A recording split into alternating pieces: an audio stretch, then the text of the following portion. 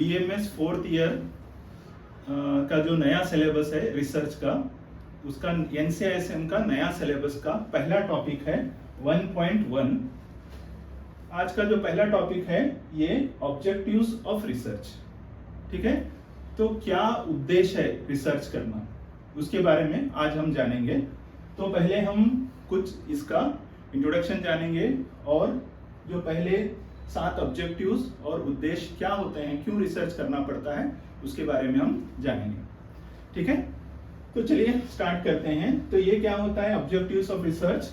तो ये रिसर्च क्या होता है, these are the specific goals and purpose that guide the investigations.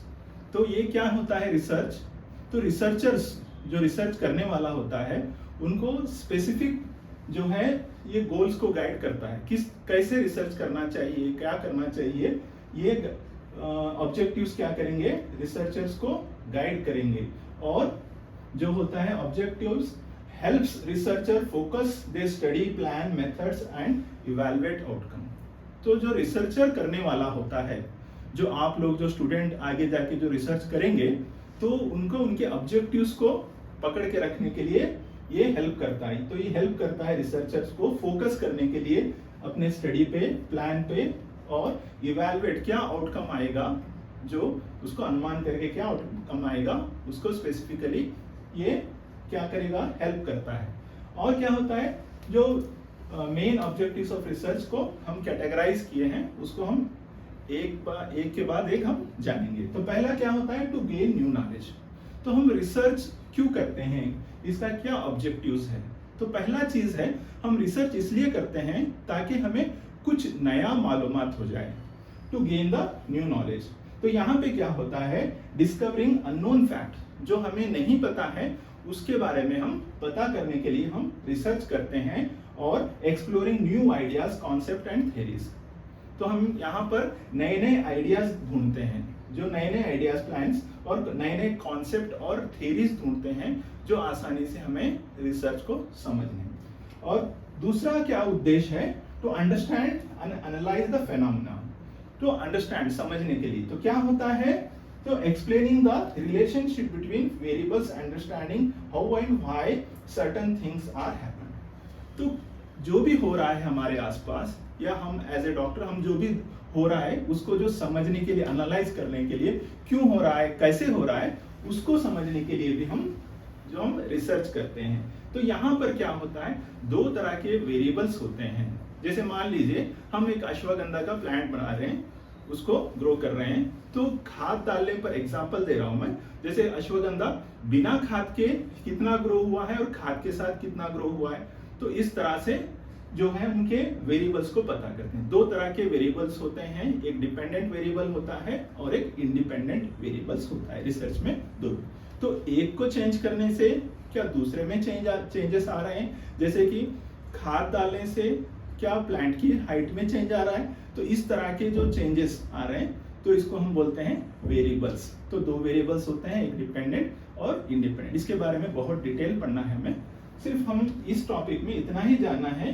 तो हमें एक्सप्लेन द रिलेशनशिप। तो दोनों इंडिपेंडेंट और डिपेंडेंट वेरिएबल्स में क्या रिलेशन है, उसको जानने के लिए हम रिसर्च की मदद लेते हैं। ठीक है, उसको बहुत डीप में जानेंगे अगले क्लासेस में।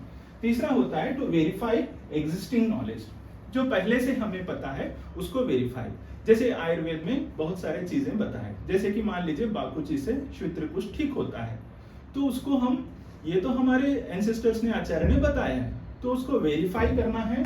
जैसे कि वेरीफाई एग्जिस्टिंग नॉलेज, अब मॉडर्न इंस्ट्रूमेंट्स के जरिए से हम उसको वेरीफाई करते हैं, नई नई टेक्नोलॉजी से हम उसको वेरीफाई करते हैं। Testing and validate existing theory and existing that re-examination the fact with new data and tools। नए हथियार, नए इंस्ट्रूमेंट से हम इसको वेरीफाई करते हैं। ये इसका नेक्स्ट उद्देश्य है।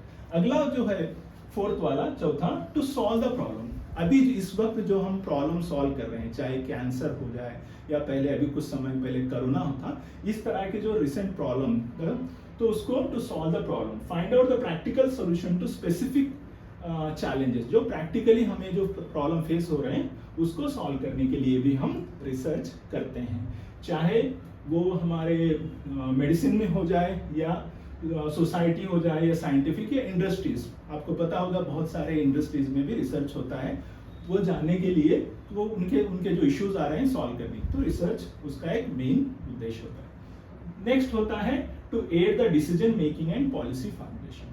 क्या होता है पॉलिसी फॉर्मुलेशन, डिसीजन मेकिंग, चाहे गवर्नमेंट हो जाए या प्राइवेट ऑर्गेनाइजेशन, क्या करते हैं, ये रिसर्च कराते हैं। जैसे मान लीजिए हमें गवर्नमेंट को आयुर्वेदिक डॉक्टर्स को जॉब देना है, तो वो पहले क्या करते हैं, रिसर्च कराते हैं किन किन जगह पर जो है डॉक्टर्स की आवश्यकता है, कितने क्वालिफाइड डॉक्टर्स हैं, तो उसके बेसिस पे पॉलिसी बनाते हैं कि कहाँ कहाँ पर जो जॉब नेसेसरी है।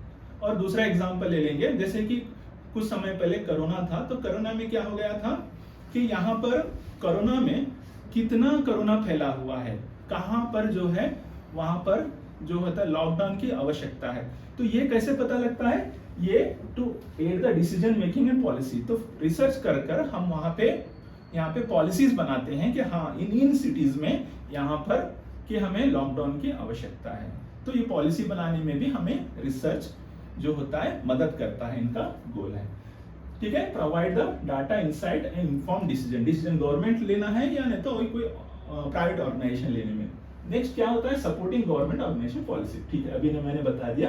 नेक्स्ट इंप्रूव द प्रैक्टिसेस, चाहे हमारी मेडिकल प्रैक्टिस हो जाए, नए नए टेक्नोलॉजी हम सीख जाएं, ठीक है, नए नए इंस्ट्रूमेंट्स आ रहे हैं, उनको सीख के हम अपनी प्रैक्टिस इंप्रूव करें, या कोई बहुत सारे अभी आर्टिफिशियल इंटेलिजेंस आ गए, इसके जरिए से हम और कैसे पेशेंट्स को बेहतर ठीक कर सकते हैं। इस तरह से नए नए चीजों को टू इम्प्रूव द प्रैक्टिसेस, हमारी प्रैक्टिस में चाहे नर्सिंग स्टाफ को हम ट्रेन करके उनको और अच्छे से ट्रेन करके हमारे ट्रीटमेंट इंप्रूव कर सकते हैं। तो उस पे पहले हमें रिसर्च करना पड़ेगा कि कहाँ पे हमें कमी नजर आ रही है, उसको हम जान के उसको सॉल्व करते हैं।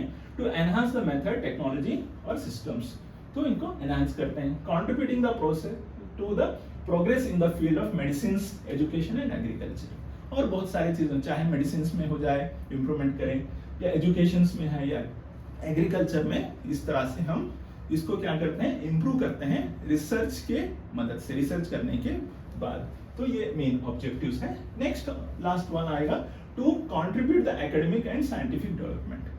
ठीक है, ये क्या होता है कि हम अभी पता है आपको नया नया सिलेबस आ रहा है, नई चीज बना रहे हैं, नए साइंटिफिक डेवलपमेंट कर रहे हैं। ये कैसे पता लगता है कि रिसर्च करने के बाद में ये क्या करेंगे, एकेडमिक में कंट्रीब्यूट करेंगे, adding the body of knowledge particular discipline. नए नए चीज जो टेक्निकोलॉजी है या नए रिसर्च हो गए, उनके पब्लिकेशन बेस पे हम क्या करते हैं, ये कंट्रीब्यूट करते हैं एकेडमिक में, इसकी एकेडमिक टीचिंग में इसमें जरूरत है सिलेबस में। और encouraging the intellectual growth and innovations. तो ये क्या रिसर्च क्या करेगा, ये करेगा, एनकरेज करेगा जो इंटेलेक्चुअल ग्रोथ को, हमारे ब्रेन के नॉलेज को, और नए जो इन्वेंशन को है, ये ग्रोथ करता है।